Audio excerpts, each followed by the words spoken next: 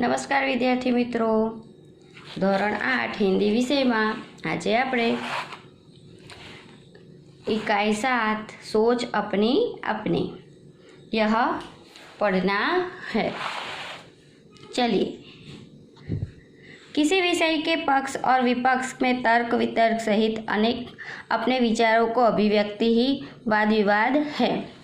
कोई पण वस्तु होय, कोई पण एक टॉपिक होय, विषय होय, एना आधारे આપણે तर्क वितर्क करिए, एना फायदा गैरफायदा विचारीए तो एनी अभिव्यक्ति जे थाय छे एने जे वाद विवाद थाय छे ते ज शुं छे, जे अभिव्यक्ति थाय छे ए ज वाद विवाद छे।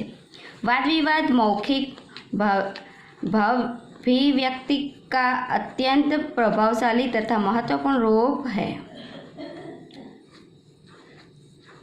वाद विवाद में कोई एक विषय निर्धारित कर लिया जाता है।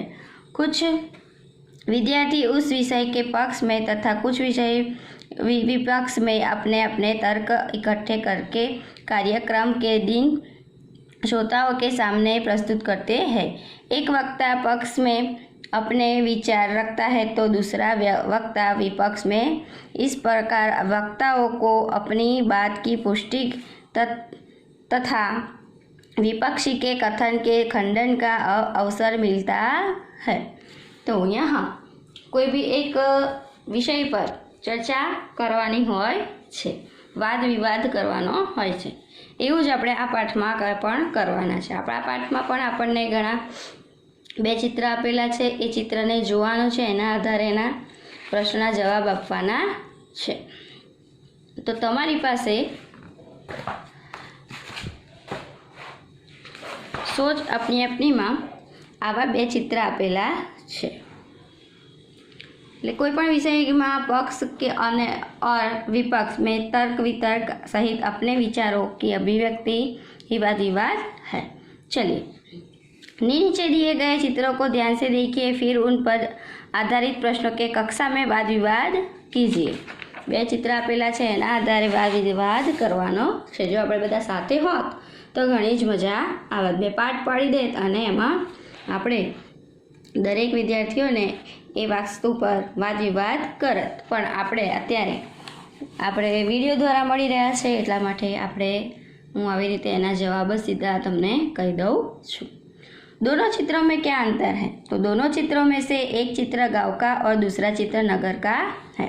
गांव के चित्र में नदी दिखाई दे रही है। नदी के किनारे पर लोग कपड़े धो रहे हैं।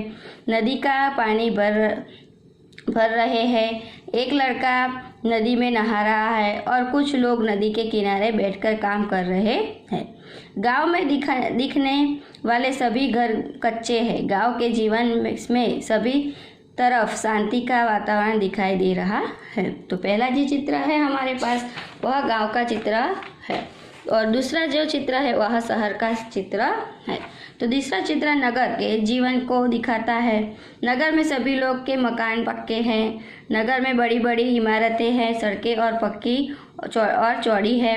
सड़क पर परिवहन के लिए कई यातायात के साधन दिखाई दे रहे हैं। नगर का जीवन सुख सुविधाओं से भरपूर है। गांव तथा नगर के जीवन में क्या अंतर है और तुम्हें कौन सा रुचिकर लगता है, क्यों? तो गांव के जीवन में सादगी है। ग्रामीण जीवन में किसी प्रकार की कोई भी बनावट नहीं है। गांव में लोग शांति से अपना काम कर रहे हैं। गांव में शांति का वातावरण फैला रहता है। लोग कच्चे मकान में शांति से रहते हैं। नगर का जीवन सुख सुविधाओं से भरपूर है। नगर में रहने के लिए पक्के मकान है। परिवहन के कई सारे साधन है। नगर में चारों ओर शोर रहता है। इस कारण नगर का जीवन प्रकृति से विमुख हो ऐसा प्रतीत होता है। नगर के जीवन में कई दोष है, फिर भी मुझे नगर का जीवन ही रुचिकर लगता है क्योंकि यहाँ पर अनेक सुविधाएं है। बड़ी बड़ी पाठशालाएं हैं, कॉलेज है, नगर में ही है। नगर में रोजगार की समस्याओं गांव जितनी नहीं है। नगर में हमें सभी प्रकार की सुविधाएं मिल सकती है। इस नगर का जीवन मुझे बहुत ज़्यादा रुचिकर लगता है। क्या तालाब का जल पीने के लिए योग्य है? यदि नहीं है तो क्यों? तालाब का जल पीने के लिए योग्य नहीं है। लोग तालाब के किनारे कपड़े धोते हैं, जानवरों को नहलाते हैं। यही सारी गंदगी तालाब के जल को दूषित कर देती है। यह दूषित जल पीने से अनेक बीमारियां होने की संभावना रहती है, इसलिए तालाब का पानी पीना योग्य नहीं है। नीचे दिए गए मुद्दों के आधार पर विज्ञान वरदान या अभिशाप, इस विषय पर कोई एक पक्ष में अपने विचार का कारण सहित बनाइए। एक विषय है विज्ञान वरदान है या अभिशाप, इस विषय पर वाद विवाद करना है। तो प्रदूषण, बिजली, अंतरिक्ष की खोज, डॉक्टरी सुविधा, दूरभाष, कंप्यूटर, परमाणु बम, पिस्तौल, यातायात, ग्लोबल वार्मिंग। तो चलिए हम इस विषय पर क्या चर्चा करते हैं कि विज्ञान एक वरदान के समान है। विज्ञान की नई नई खोज ने मानव जीवन को सुविधाओं से भर दिया है। विज्ञान की कई खोजों में से एक महत्व की खोज है बिजली। बिजली की मदद से ही ट्यूबलाइट, पंखे, एसी, कूलर, फ्रिज, लिफ्ट तथा गीजर जैसे साधन चल पाते हैं। विज्ञान द्वारा बनाई गई कई मशीन ने आज मनुष्य को स्वस्थ जीवन जीने में सहायक हो रहे हैं। टेलीफोन और मोबाइल की खोज करके विज्ञान ने संदेश व्यवहार के माध्यमों को ही बदल दिया है। आज हम देखते हैं कि कंप्यूटर से कई समस्या हो चुकी है। कंप्यूटर की खोज ने तो मनुष्य का जीवन ही बदल दिया है। विज्ञान की मदद से आज मनुष्य अंतरिक्ष में चांद तक पहुंचने में सफल हो सका है। विज्ञान के इसी आविष्कार के कारण मनुष्य आज आरामदायक जीवन जी रहा है।